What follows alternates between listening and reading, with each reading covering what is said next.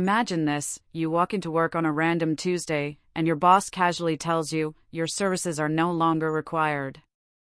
No paperwork, no explanation, nothing.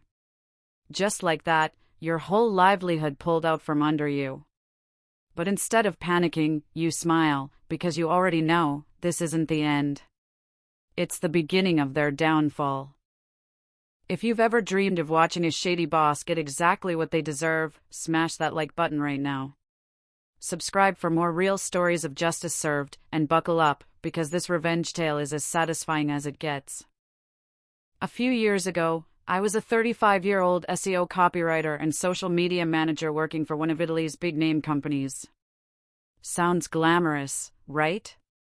But from the very start, something felt off.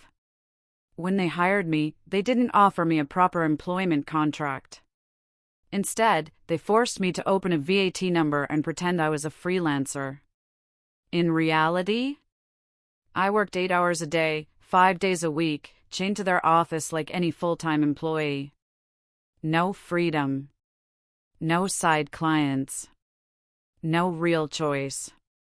I remember asking, is this even legal? They brushed me off with fake smiles. Don't worry, you'll make lots of connections through us. Spoiler, I didn't. But I wasn't just getting by in this job, I was excelling. Every deadline met. Every project flawless. Clients sent praise emails. Management congratulated me constantly. On paper, I was a star employee. And yet, behind the scenes, things were a mess. Enter the villains of our story, the mini-boss and the big boss. Mini-boss had a girlfriend on payroll. Big boss had a mistress on payroll. And both women were hopeless. Imagine coworkers so incompetent, they created problems faster than anyone else could fix them. They dumped their mistakes on us. They slacked off. They survived not because of their work, but because of who they were sleeping with. And me? I didn't stay quiet about it. I didn't sugarcoat. I called it like I saw it.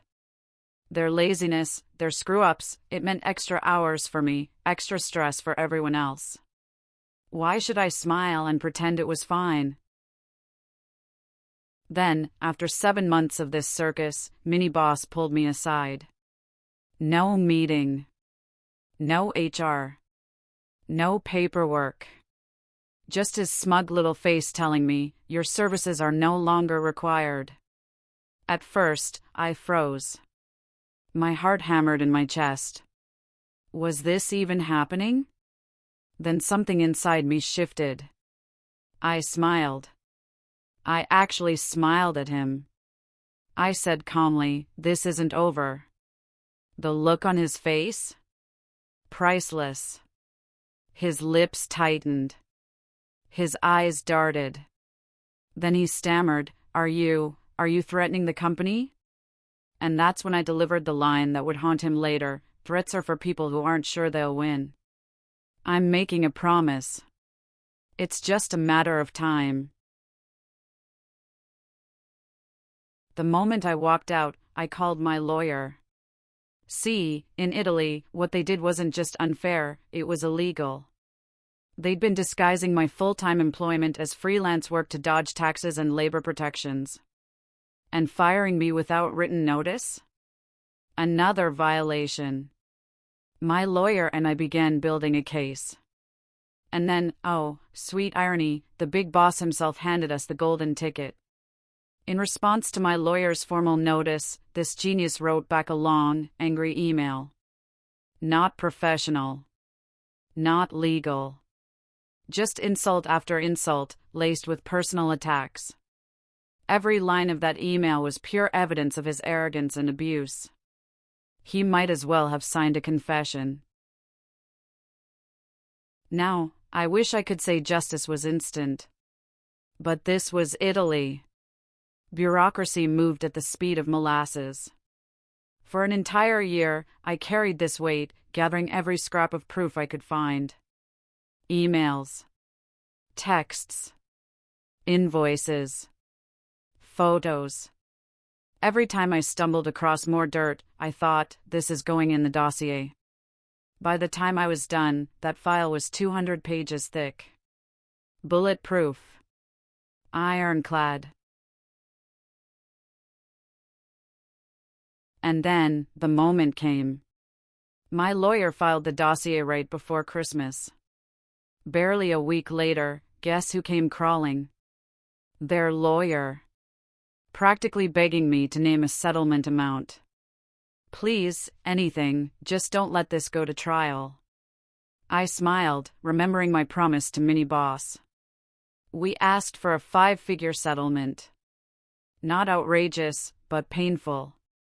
And without a word of protest, they paid. Every cent. But the cherry on top? The day of the settlement hearing. The judge reviewed my dossier, then actually congratulated me and my lawyer. She turned to my ex-boss, glared at him, and said, "Your conduct is appalling. We are tired of seeing your name in court." That was the moment. Watching this arrogant man, who once thought he could use me, discard me, and walk away, get roasted by a judge in front of his lawyer. That was my justice. That was my revenge. Sometimes karma takes time. Sometimes justice feels out of reach. But when it finally lands, oh, it's worth every second of the wait. My ex-boss thought he was untouchable. Turns out, the only thing he touched was his own downfall. If this story gave you chills, smash that like button and tell me in the comments, what's the most satisfying revenge you've ever seen? And of course, subscribe for more stories that prove karma always collects.